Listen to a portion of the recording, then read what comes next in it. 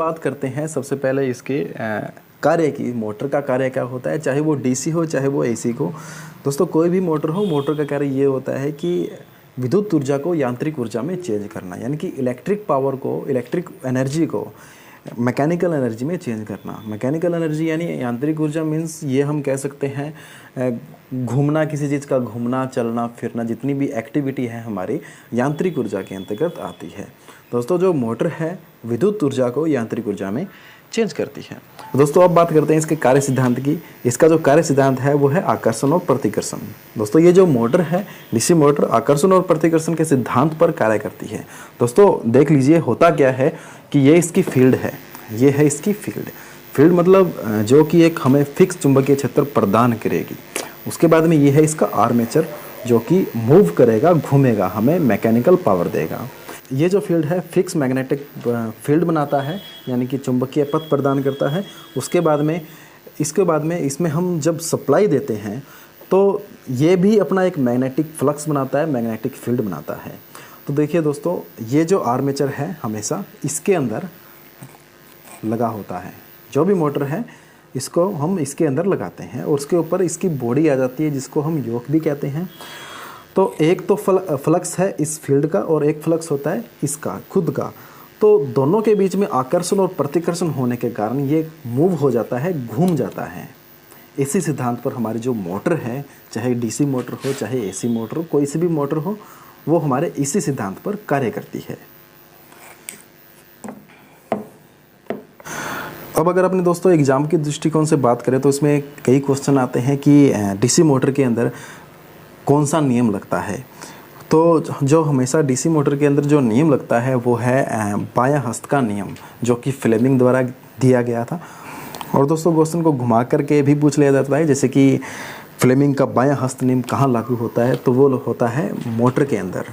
इसी तरह से जो हमारा राइट हैंड रूल है, फ्लेमिंग का राइट हैंड रूल, वो होता है जनरेटर में। इसकी एक ट्रिक है याद रखने की, मैं आपको बता देता हूँ। ये हैंड वाला रूल जो है वो कहाँ कहाँ अप्लाई होता है। दोस्तों जो राइट हैंड रूल है वो हमेशा यूज़ होता है जनरेटर में। जनरेटर आप बोल के देखिए, जनरेटर।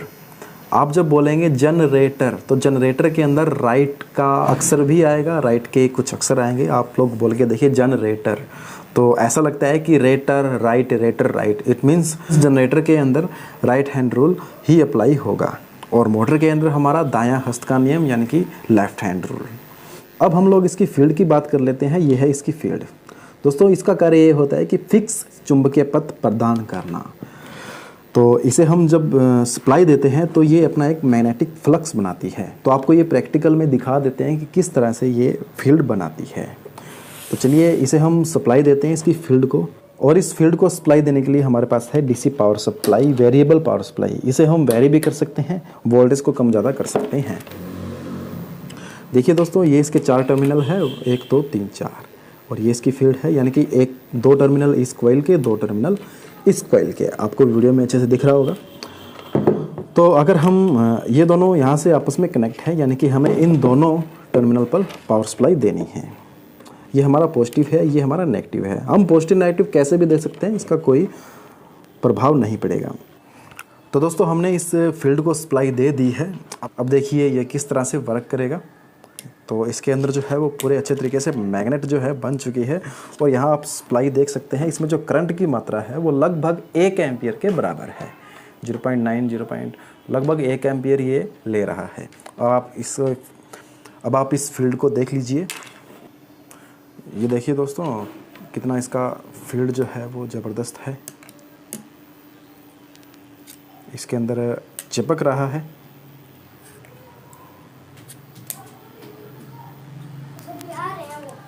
तो चलिए दोस्तों अब हम इसके बारे में बात कर लेते हैं। इसके बारे में कुछ महत्वपूर्ण तथ्य है जो एग्ज़ाम में क्वेश्चन पूछे जाते हैं, आप लोग देख लीजिए। तो सबसे पहले ये इसके बेरिंग है। ये जो है इसके बेरिंग है जो कि इसे घुमाने का कार्य करते हैं। आज से बहुत साल पहले की अगर मैं बात करूं तो उस टाइम में बुश का इस्तेमाल किया जाता था, परंतु अब जो है बेरिंग का इस्तेमाल किया जाने लगा है हर मशीन के अंदर। तो ये इसके बेरिंग है। उसके बाद में ये जो है इसका कम्यूटेटर है। ये जो है इसका क्या है, कम्यूटेटर है। अब दोस्तों देखिए कम्यूटेटर पर कई लोगों को कन्फ्यूजन होती है कि ये डीसी को एसी में चेंज करता है या एसी को डीसी में चेंज करता है। तो दोस्तों कम्यूटेटर के दोनों ही कार्य हैं, एसी को डीसी में भी चेंज करता है और डीसी को एसी में भी ये चेंज करता है।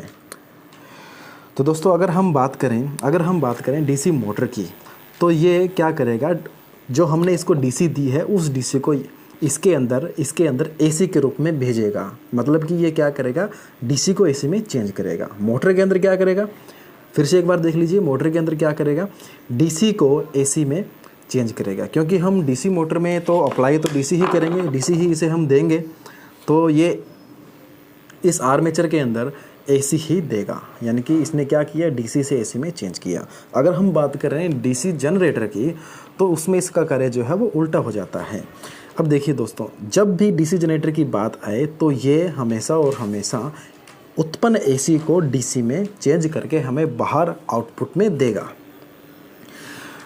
आप सभी को एक महत्वपूर्ण बात बता दूं कि जब भी ईएमएफ उत्पन्न होता है तो वो हमेशा एसी फॉर्म में ही उत्पन्न होता है।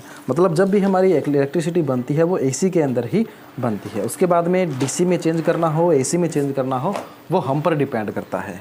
तो दोस्तों आपको अच्छे तरीके से समझ में आ गया होगा कि कम्यूटेटर का क्या कार्य होता है। तो दोस्तों ये जो कम्यूटेटर है, इसके बारे में 2-3 बातें और हैं, वो भी जान लीजिए। ये जो इसकी जो सेगमेंट है, ये जो पत्तियां हैं, इनको सेगमेंट बोला जाता है। कॉपर की बनाई जाती है। जो इसमें जो कॉपर यूज़ होता है वो है hard drone copper. Hard drone copper से इनको बनाया जाता है। अब दोस्तों क्वेश्चन ये आता है कि हार्ड ड्रोन कॉपर ही क्यों, नॉर्मल कॉपर से भी इसको बना सकते थे। तो नॉर्मल कॉपर से बन सकती थी, कोई दिक्कत नहीं है, परंतु दिक्कत ये होती कि जब भी ये रन करता, घूमता, तो उस समय जो हमारा नॉर्मल कॉपर होता है वो हमारा घिस जाता। घिसने के कारण हमारे जो सेगमेंट है वो ख़राब हो जाते और हमें बार बार इसके जो सेगमेंट है वो चेंज करने पड़ते। इसीलिए इसके जो सेगमेंट है, पत्तियां हैं, उसे हार्ड ड्रोन कॉपर से बनाया जाता है। उसके बाद में ये जो पत्तियां हैं जिस पर लगाई जाती है, इसका जो बेस है, यानी कि हम इस चीज़ की बात कर रहे हैं, तो हम इस चीज़ की बात कर रहे हैं। ये जो है ये इसका बैकेलाइट का बेस होता है, आधार होता है। बहुत बार क्वेश्चन पूछ लिया जाता है कि कम्यूटेटर का जो बेस है, जो आधार है, या फिर कम्यूटेटर की जो सेगमेंट है वो किस पर लगाई जाती है, वो है बैकेलाइट। इसका बैकलाइट है। अब उसके बाद में देखिए, आपको इस कम्यूटेटर के जो सेगमेंट है इसके अंदर कुछ गैप दिख रहा होगा। तो दोस्तों इस गैप के अंदर भी एक इंसुलेटिंग मटेरियल लगाया जाता है, वो है माइका। माइका की पतली शीट इसके अंदर लगा दी जाती है ताकि ये पूरी तरीके से इंसुलेटेड रहे और सही तरीके से वर्क करें। उसके बाद में ये जो कम्यूटेटर का ये ऊपर उठा हुआ भाग है, इस भाग को कहते हैं राइज़र।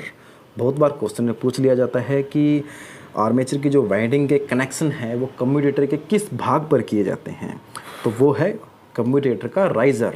कम्यूटेटर के राइज़र पे इसकी जो वाइंडिंग है लगाई जाती है। आप लोग देख सकते हैं इसकी जो जितनी भी वाइंडिंग है इसके राइज़र वाले भाग पर आ रही है। उसके बाद में हम बात करते हैं इसके आर्मेचर की। तो दोस्तों ये सिलिकॉन स्टील की पतली पतली पत्तियों को मिलाकर के बनाया जाता है। दोस्तों पतली पतली पत्तियों से मिलाकर बनाने का जो मकसद है आप सभी को पता है कि इसमें कुछ लॉसेस होते हैं, जैसे कि हिस्टेरेसिस लॉस हुआ या फिर एडी करंट लॉस हुआ, उन लॉसेस को कम करना होता है। इसीलिए इसे सिलिकॉन स्टील से और पतली पतली पत्तियों को मिला करके एक साथ जोड़ करके बनाया जाता है। उसके बाद में आप लोग देख रहे होंगे ये जो वाइंडिंग है, जितनी भी वाइंडिंग इसमें की हुई है, जहाँ पर ये वाइंडिंग की जाती है, ये जो आप देख रहे हैं इन्हें बोलते हैं स्लॉट। दोस्तों ये भी 3 प्रकार के होते हैं, ओपन स्लॉट होते हैं, क्लोज भी होते हैं और सेमी क्लोज भी होते हैं, या फिर सेमी ओपन भी हम इसे बोल सकते हैं। तो दोस्तों ये जो स्लॉट है ये सेमी क्लोज स्लॉट है, ताकि इसमें वाइंडिंग जो है वो पूरी तरीके से फिक्स रहे। उसके बाद में ये आप देख सकते हैं वाइंडिंग करने के बाद में इसके ऊपर से हमें इसमें इंसुलेटिंग मटेरियल लगाना होता है। बहुत से आर्मेचर के अंदर लकड़ी की पट्टियाँ भी यहाँ लगाई जाती है, बहुत से आर्मेचर के अंदर प्लास्टिक का इंसुलेटिंग मटेरियल यहाँ लगा दिया जाता है, ताकि जो हमारी वाइंडिंग है वो बाहर न निकले और सही रहे, अंदर फिक्स रहे। उसके बाद में यहाँ जो है एक फ़ैन लगाया जाता है, ताकि एयर का जो सर्कुलेशन है इसके अंदर बना रहे और उसकी जितनी भी हीट है बाहर ट्रांसफ़र होती रहे। इसमें फ़ैन लगाया जाता है जो कि पहले आधा टूटा हुआ था, उसके कारण ये जो है थोड़ा बबलिंग कर रहा था, इसलिए हमने इसके फ़ैन को निकाल दिया है। बिल्कुल काट दिया है। उसके बाद में इसके आगे का बेरिंग है और आगे की शाफ्ट है। दोस्तों शाफ्ट के ऊपर भी क्वेश्चन पूछ लिया जाता है कि डीसी मोटर या फिर कोई सी भी मोटर है उसका मैकेनिकल पावर हम कहाँ से प्रदान करते हैं, कहाँ से हम ले सकते हैं, तो वह उसकी शाफ्ट, इसकी जितनी भी पावर है हम शाफ्ट से ले सकते हैं। अब इसे हम चला करके देखते हैं। तो चलाने के लिए हमें सबसे पहले इसमें जो मैग्नेटिक फील्ड है उसे बनाना पड़ेगा, और मैग्नेटिक फील्ड बनाने के लिए हम एक चुंबक का इस्तेमाल कर रहे हैं। ये है एक चुंबक जो कि नॉर्मली स्पीकर में यूज़ की जाती है, वो हमने चुंबक ले ली है। आप लोग कोई भी चुंबक इस्तेमाल कर सकते हैं एज ए प्रैक्टिकल फील्ड बनाने के लिए। तो ये हमने यहाँ पर चुंबक रख दी है और हमने फील्ड बना लिया है। अब अगर हम इस आर्मेचर को सप्लाई देंगे तो इसे घूमना चाहिए, तो चलिए हम देते हैं। और सप्लाई देने के लिए आपने देख ही लिया, हमारे पास एक डीसी पावर सप्लाई है जो कि वेरिएबल होती है। हमने 15 वोल्ट के लगभग आसपास ही हमने इसमें कर रखा है, तो इसी वोल्टेज से हम इसे पावर सप्लाई देंगे। तो जैसे कि आपको पता है ये माइनस की है, ब्लैक वायर जो है माइनस की है, और रेड वायर जो है ये पॉजिटिव की है। तो हम जैसे ही इसके कम्यूटेटर पर इसको टच करते हैं वैसे ये घूमना स्टार्ट कर देगा। आप लोग देखिए ध्यान से।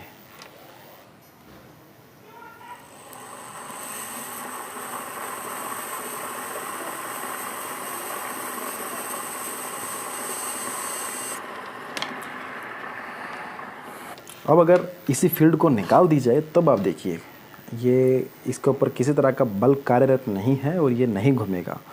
अब सिर्फ जो मैग्नेट है वो सिर्फ इसी आर्मेचर के अंदर है, और कोई भी फील्ड इसके अंदर नहीं है, तब ये घूम नहीं पा रहा। अब जैसे ही हम इस मैग्नेट को पास लेकर के आएंगे वैसे ये घूमना स्टार्ट कर देगा। देखिए ये जो है घूमना स्टार्ट कर दिया है।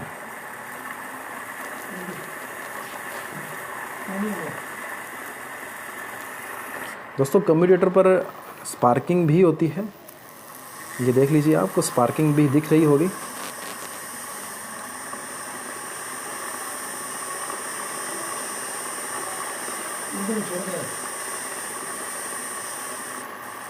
आपको स्पार्किंग दिख रही होगी।